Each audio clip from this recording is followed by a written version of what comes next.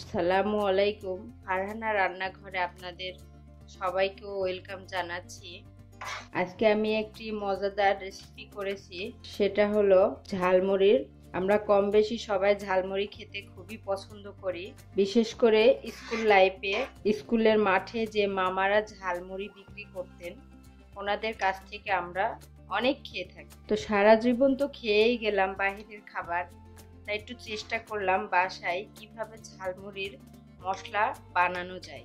সামনে রমজান মাস আসছে, আগে থেকে যদি আমরা অল্প অল্প করে কিছু আইটেম করে রাখি তো রমজান মাসে আমাদের কিছু কাজ কম হবে। তো চলুন এবার মূল রেসিপি করে দেখাই।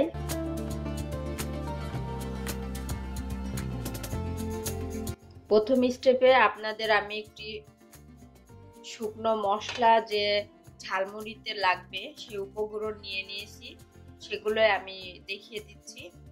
এখানে আমি 1.5 চামচ পাঁচফোড়ন নিয়েছি, 1 চামচ মৌরি বা মিষ্টি জিরা যেটা বলেন সেটা নিয়েছি, 20টা ছোট এলাচ নিয়েছি, 1 চামচ লবঙ্গ নিয়েছি, একটা ছোট জয়ফল নিয়েছি, 1 চামচ গোলমরিচ নিয়েছি, কালো গোলমরিচ, আর ছোট বড় সাইজের 4টা দারুচিনি নিয়েছি, আর এখানে ছোট বড় মিলে 3 টুকরো জয়ত্রী নিয়েছি, একটি বড় কালো এলাচ নিয়েছি, 3টা তেজপাতা নিয়েছি, গোটা জিরা নিয়েছি 1 চামচ, ধনিয়া নিয়েছি 1 চামচ। এই শুকনো উপকরণগুলো আমি এবার হালকা একটু টেলে নেব। চুলাটি অন করে আমি একটি ছোট কড়াই বসিয়ে দিলাম। কড়াইটি গরম হওয়া পর্যন্ত একটু অপেক্ষা করব। আপনাদের হাতের কাছে যদি বড় এলাচটি না থাকে তো আপনারা এটা স্কিপ করতে পারেন, আর থাকলে একটু দেওয়ার চেষ্টা করবেন, তাহলে মশলাটা একটা শাহি শাহি ভাব আসবে। এবার সব শুকনো উপকরণগুলো আমি কড়াইয়ের মধ্যে দিয়ে দিলাম।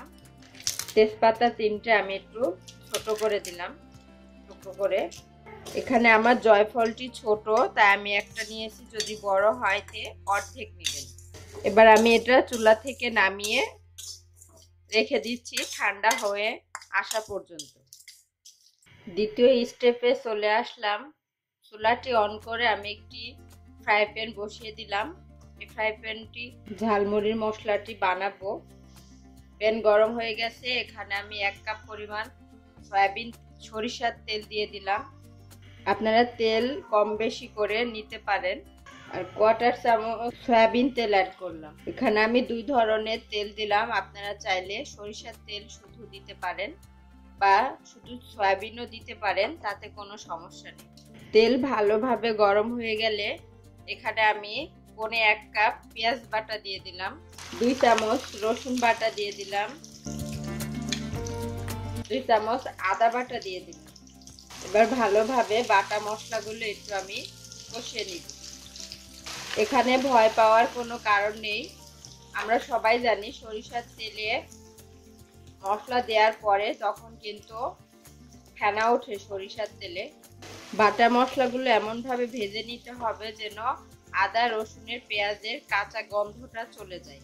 এই পর্যায়ে এসে আমি 1 কাপ পরিমাণ পানি অ্যাড করলাম। এবার আমি শুকনো মশলাগুলো অ্যাড করব। এখানে আমি 2 চামচ পরিমাণ হলুদের গুঁড়ো দিয়ে দিলাম, ঝালের জন্য লাল মরিচের গুঁড়ো দিলাম 2 চামচ।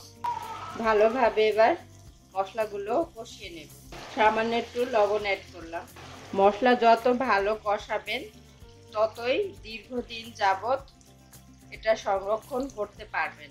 মশলা কষানো যদি না হয় তাহলে কিন্তু ফাঙ্গাস উঠবে মশলায় এবং একটা দুর্গন্ধ বের হবে। আমি যে শুকনো মশলাগুলো টেলে নিয়েছিলাম সেগুলো গুঁড়ো করে এখানে 1/2 কাপ মতো হয়েছে। এবার গুঁড়া মশলাগুলো দিয়ে দিলাম। এই মশলাটা দেওয়ার পরেই কিন্তু মশলার আসল ফ্লেভারটা চলে আসবে,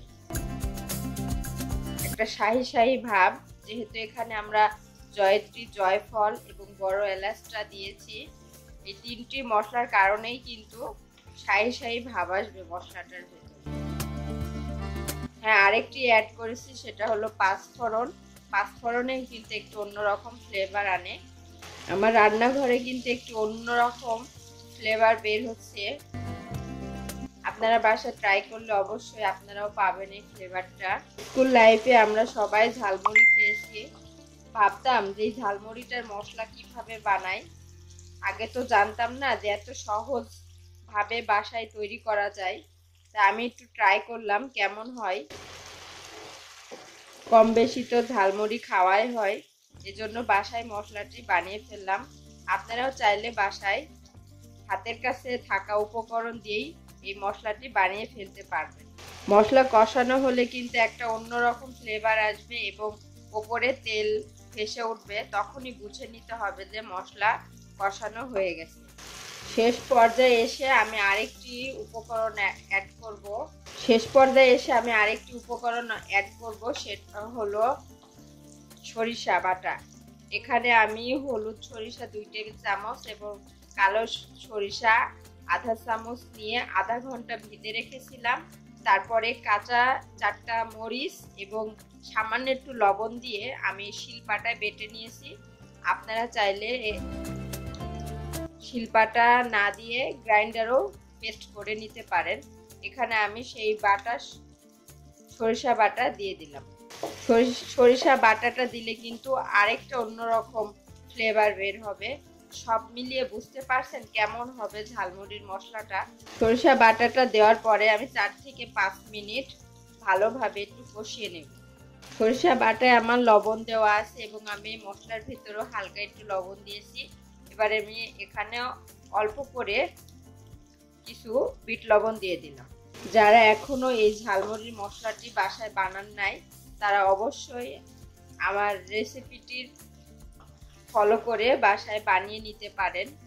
সেম প্রসেসে যদি বানান তাহলে অবশ্যই আপনারাও সার্থক হবেন।